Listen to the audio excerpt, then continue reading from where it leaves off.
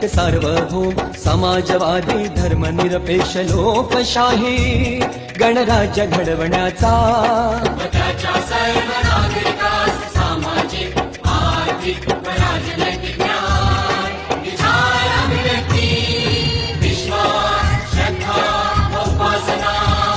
यांचे स्वातंत्र्य दर्जाची व संधीची समानता निश्चितपणे प्राप्त करून देण्याचा आणि त्या सर्वांमध्ये व्यक्तीची प्रतिष्ठा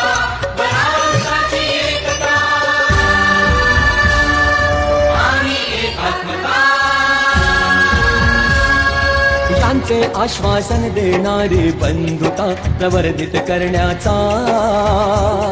संकल्पपूर्वक निर्धार करून आमच्या संविधान सभेत आज दिनांक 26 नोव्हेंबर